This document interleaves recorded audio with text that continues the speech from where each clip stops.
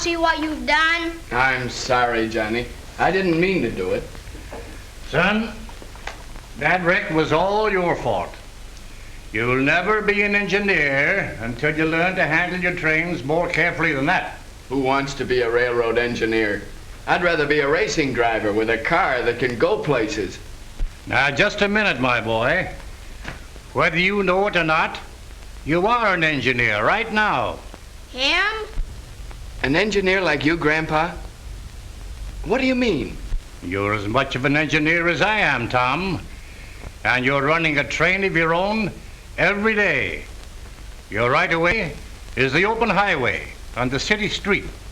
Your stations are your home, the school, and the stores. Your locomotive is the engine of the car you drive. Your Pullman is the body of your car where your passengers ride. Just like the railroads, you have warning signs to help you make a safe run. Your signals are the traffic lights which guide you along every section. In fact, nearly every railroad safety signal is represented along your way. And of course, the engineer is you. So you see, you are an engineer, though you may not realize it. And because the railroads have set such marvelous records for safety at high speeds, you certainly ought to follow the example of the locomotive engineers. These men drive hundreds of thousands of miles, night and day, summer and winter, year in and year out, making their great safety records. In the last few years, the power and speed of trains have increased tremendously. But the engineers, following the same safety rules they've always observed, have made the railroads safer than ever before. Today, motor cars are faster and more powerful than they used to be. But the manufacturers have increased their safety even more than their speed. Brakes have been made wider and more positive. Safer bodies are of solid steel with turret tops. Knee action springs protect you in case of blowouts and keep you from turning over.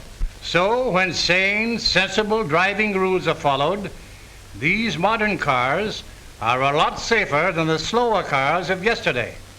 Now, railroad engineers know that while equipment today is safer and roads vastly improved, the biggest factor in safety is the driver, who uses his skill and intelligence in driving.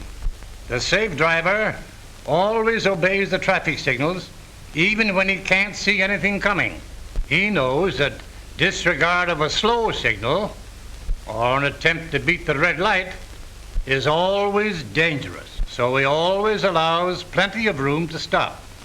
Then, when he gets the signal to go, the safe driver doesn't spurt ahead at the first glow of the light. He waits until he is sure that the way is clear before he starts. Even though he is a little behind schedule, he doesn't try to make up time in congested districts. He knows that he is responsible for the most precious cargo in the world, human life. His passengers have placed their lives in his hands. He never forgets this responsibility, never takes chances, but keeps uppermost only one thought: safety.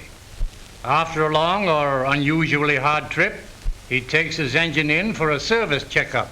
This not only keeps it in good shape and lengthens its life, but it helps to retain the safety that was built in when it was new. Sure, all those things are important, but what's that got to do with me? Every one of those things applies to you in your personal driving. You have rules to follow, just as an engineer does when he takes his train out for a run. The engineer of a slow freight never holds up traffic on his section. He pulls over to a siding and lets the faster passenger trains pass. If he has to stop, he gets on the siding so he won't block the right-of-way. On the other hand, an engineer is never given the high ball to start around another train until the right-of-way is clear far enough ahead to give him more than ample time to pass. And of course, no engineer ever crosses another right-of-way without being absolutely certain there are no other trains approaching. Where there are parallel tracks, you never see engineers racing each other to the switch. They observe the courtesies of the road. The engineer knows that every train he passes is handled by an experienced and competent driver. The motorist does not have this advantage, so he must be doubly careful. If all drivers would only stop to think of their responsibility, if they'd only realize that the lives of others are in their hands, if every motorist obeyed the traffic rules like the locomotive engineer, then all drivers would make safety records like the railroads. Gee, Grandpa, I never thought about it that way. But you don't need to worry about my driving anymore. I'm going to run my car like a real engineer. Yeah, and you better be more careful with my trains, too.